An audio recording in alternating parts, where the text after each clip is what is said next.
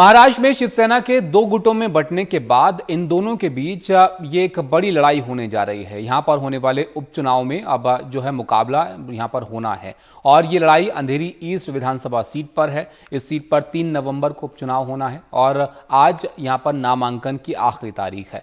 लेकिन इससे पहले उद्धव गुट की उम्मीदवार ऋतुजा लटके के साथ कुछ ऐसा हुआ जिससे लड़ाई और तीखी हो गई है। बीएमसी ने पहले ऋतुजा के इस्तीफे को मंजूर नहीं किया, पर बाद में हाईकोर्ट के आदेश के बाद इस्तीफा मंजूर कर लिया गया है, जो उद्धव गुट के लिए बड़ी राहत की बात है।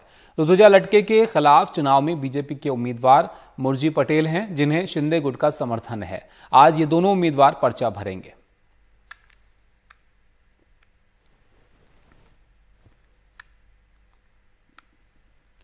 और इस खबर को लेकर ज्यादा जानकारी हमारे सहयोगी सोहित दे रहे हैं।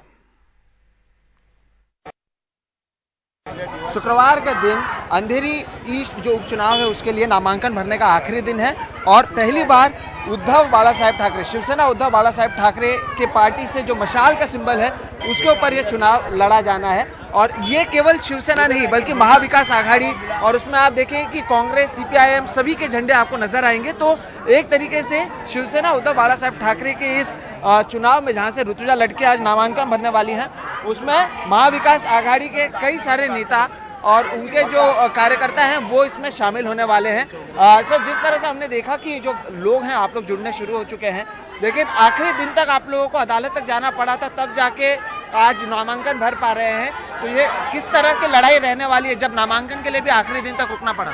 इसी से पता चलता है कि विरोधक में कितना डर है शिवसेना उद्धव बाला साहब ठाकरे के प्रति, और इसीलिए उन्होंने सब प्रयास किया कि हमारा जो रेजिग्नेशन है वो एक्सेप्ट ना हो, इसलिए उन्होंने किया। आखिर में हमको न्यायालय में जाना पड़ा और हमको पूरा विश्वास था न्याय देवता के ऊपर, उन्होंने हमको न्याय दिया है। अभी जो चुनाव होने वाले हैं जो 2019 था उसमें शिवसेना और बीजेपी साथ में थी, इस बार दोनों अलग अलग चुनाव लड़ रहे हैं, शिंदे गुट के लोग भी उस तरफ हैं, तो क्या इससे वोटों का बंटवारा होगा, ऐसा आपको लगता है? 2014 में भी हम बीजेपी के अलग ही लड़े बीजेपी से, और उस समय भी यहाँ पर शिवसेना के विधायक रमेश लटके जी चुन के आए।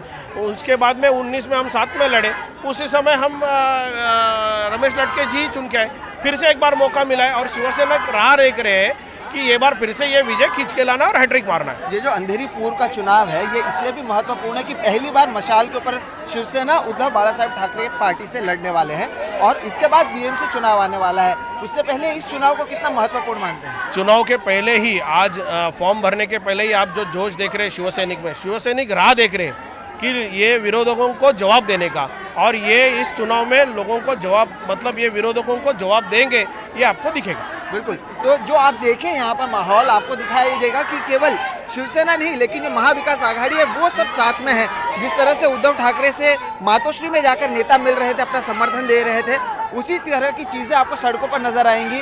पहली बार शायद शिवसेना और सीपीआईएम की झंडे साथ में है, कांग्रेस के झंडे यहाँ पर देखने मिल रहे हैं, और जो नामांकन है उसे भरने से पहले ही जो कार्यकर्ता है उनका जमना शुरू हो चुका है। मुंबई से कैमरा पर्सन प्रवीण जिरोहित के साथ सोहित मिश्रा, एनडीटीवी इंडिया। तो इनके सामने बीजेपी के उम्मीदवार मुरजी पटेल हैं, जिन्हें शिंदे गुट का समर्थन हासिल है। इनसे बात की हमारे संवाददाता सुनील सिंह ने। जो महाविकास आघाड़ी ने शिवसेना का समर्थन किया है, तो कांग्रेस के जो वोट थे वो भी शिवसेना को मिल सकते हैं। तो ऐसे में लड़ाई तो बहुत ही गंभीर और चुनौतीपूर्ण है, और इस संबंध में बात करते हैं फिलहाल हम मुरजी पटेल से, जो बीजेपी के उम्मीदवार हैं।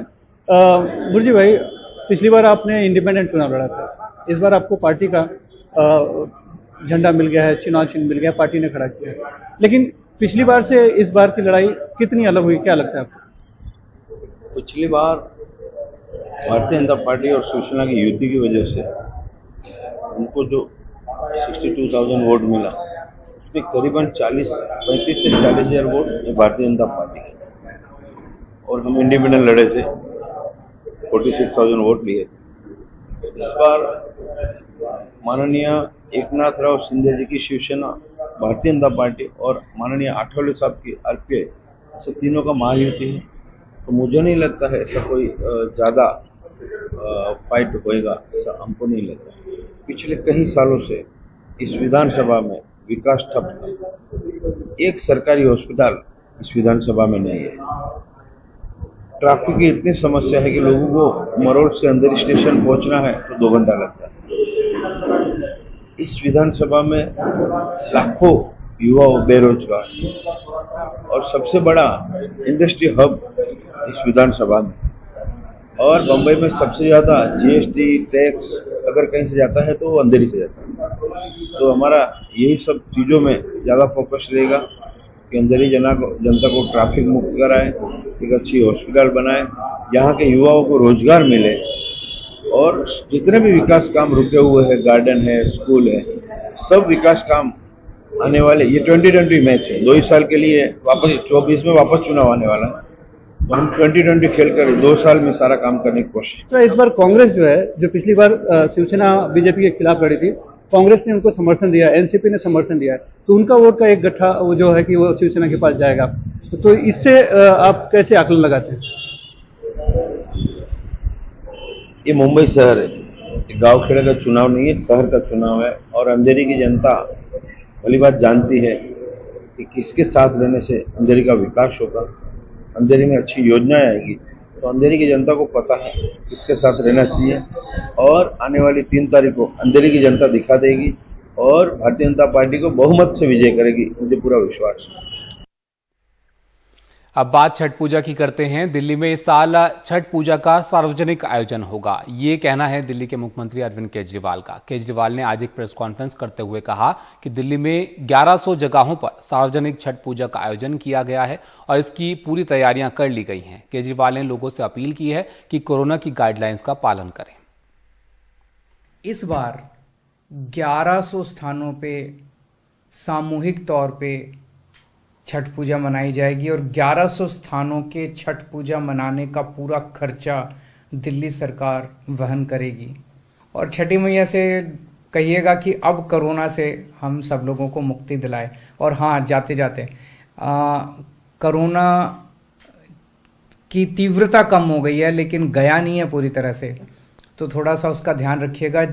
मास्क पहनिएगा, मास्क पहन के रखिएगा। तो जो भी कोरोना की गाइडलाइंस थी उनका जितना ज्यादा से ज्यादा पालन हो सके उतना पालन जरूर कीजिएगा।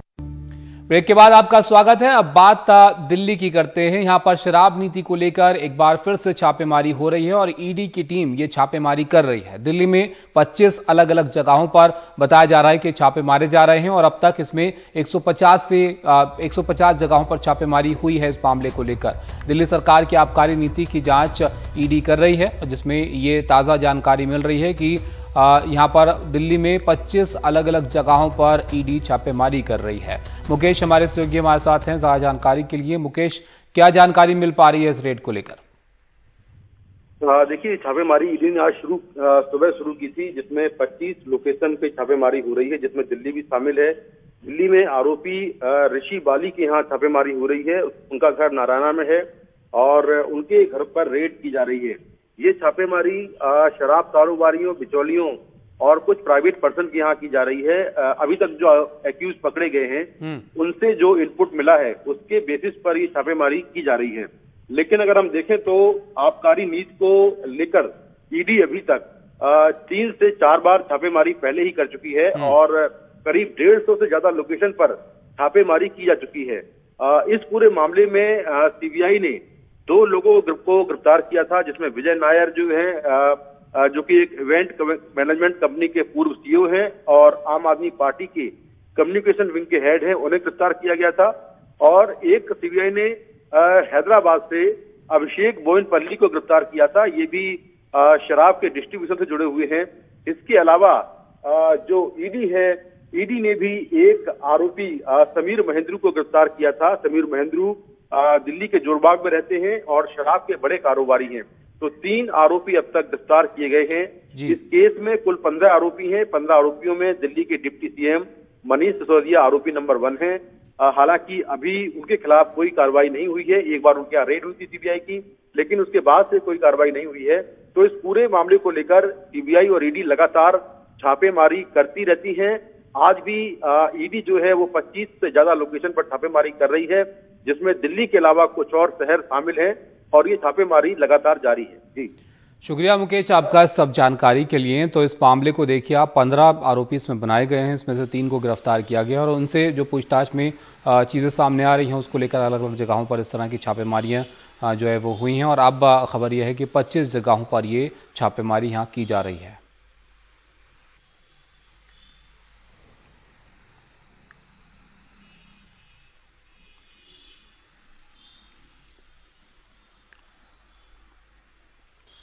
पंजाब के गुरदासपुर में बीएसएफ ने पाकिस्तानी ड्रोन को मार गिराया है जो भारत पाकिस्तान बॉर्डर पर दिखा था। सुबह 4:30 बजे के आसपास बॉर्डर पर यह ड्रोन नजर आया था और ड्रोन पाकिस्तान से कुछ सामान लेकर आया था। ड्रोन को मार गिराने के बाद इलाके में सर्च ऑपरेशन किया गया।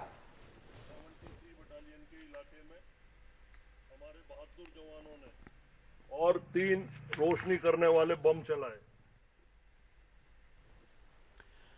भारत के करीब 80 लाख गरीबों तक पहुंचने वाला गेहूं सरकारी गोदाम में रखे रखे खराब हो गया। हरियाणा के सरकारी गोदामों में 42,000 मीट्रिक टन गेहूं बीते 2 सालों में बारिश की वजह से सड़ गया।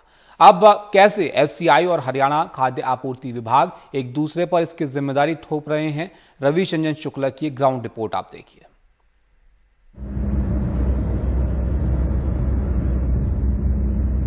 सरकारी गोदामों में गेहूं के सड़ने की कहानी की शुरुआत कैथल में पुंडरी के इस खुले सरकारी गोदाम से होती है। गोदाम खराब हो चुके गेहूं के बोरों से भरा पड़ा है। कुछ तो इतने खराब हो चुके हैं कि मिट्टी में मिल गए हैं। यहां खराब गेहूं से भरे कई ऐसे बोरे रखे हैं जिनकी तरफ अब कीड़े भी नहीं झांक रहे हैं। खुले आसमान के नीचे रखे इन बोरों को मीडिया की नजर से बचाने के लिए इनको तिरपाल से ढक दिया गया है, लेकिन तिरपाल के अंदर रखे बोरों में पौधे उगाए हैं। यहां 3200 टन गेहूं खराब हो चुका है। कहा जा रहा है कि ये गेहूं 2 साल से इसी तरह रखा है। ये हरियाणा सरकार के अपने गोदाम है। हरियाणा सरकार हर साल रबी और खरीफ की फसलें की खरीद करती है उसमें। और ये हम एक जगह खड़े हैं। ऐसे बहुत सारी जगहें हैं जहाँ पर ये अनाज सड़ता है और हर साल सड़ता है, लेकिन अब की बार ज्यादा तादाद में सड़ा हमारी निगाह में अब की बार आ गया। लेकिन सरकारी गोदाम में गेहूं खराब होने की ये शुरुआत भर है। यहाँ से जब हम आगे बढ़े तो 5 किलोमीटर दूर एक गेहूं का दूसरा सरकारी गोदाम मिला, हजारों प्लेटी है पूरे डिस्ट्रिक्ट में, जहां एफसीआई की एक टीम खराब हो चुके गेहूं को जांचने पहुंची है। आमतौर पर खराब हो चुके गेहूं को कौड़ियों के भाव यानी 2 रुपए किलो से लेकर 12 रुपए किलो तक दे दिया जाता है। हरियाणा फूड डिपार्टमेंट को एफसीआई के लोग कह रहे हैं कि हमने पत्राचार किया और हमने उनको बताया कि भाई आप अपना रखरखाव ठीक करिए। तो ये केवल पत्राचार 2-3 साल तक होता रहा और गेहूं इधर खराब होता रहा। गेहूं उसकी है 20-21 की, नहीं 20-21 है, 20-21 है, 20-21 में होती रही है, 20-21 होती रही है। लेकिन अभी कई सारे बोरी पत्राचार के साथ जितने व्हीट जाने लायक रहे हैं, एफसीआई उन व्हीट्स को रेक के थ्रू और रोड मूवमेंट के थ्रू यहाँ से उठाती रही है। अब एक बात और अंतिम बताइए कि अब ये जब खराब हो गया है तो इसका जवाबदेही, इसका क्या कार्रवाई होगी? इसकी कार्रवाई कंसर्न्ड स्टेट एजेंसी के जो इंचार्ज होंगे, स्टेट एजेंसी उन पे लेगी। एफसीआई केवल इसकी कैटेगरी डिसाइड कर सकती है, सुपरवाइज कर सकती है। अगर अच्छा होता तो हम सेंट्रल पूल में इसको शामिल करते, क्योंकि ये कैटेगरी ह्यूमन कंजप्शन के लिए अब नहीं है, तो इसलिए हम इसको सेंट्रल पूल में नहीं ले सकते।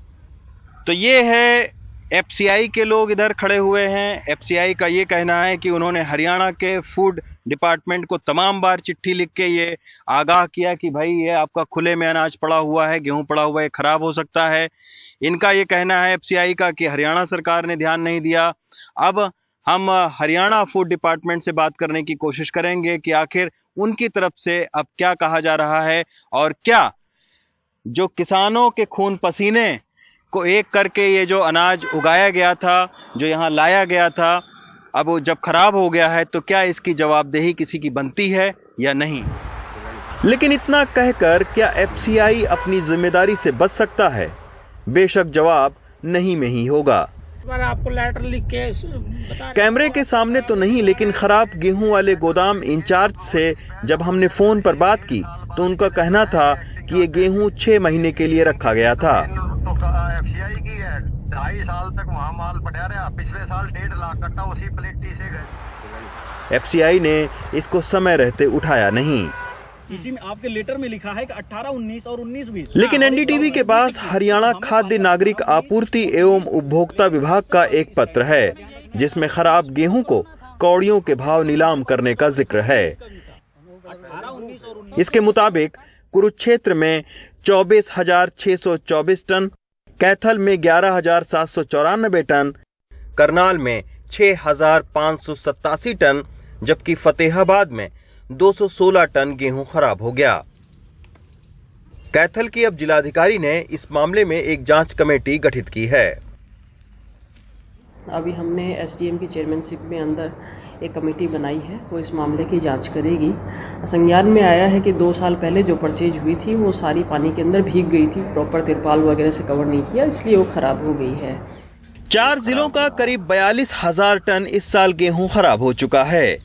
इनकी कीमत अगर जोड़ें तो 82 करोड़ रुपए के आसपास बैठती है।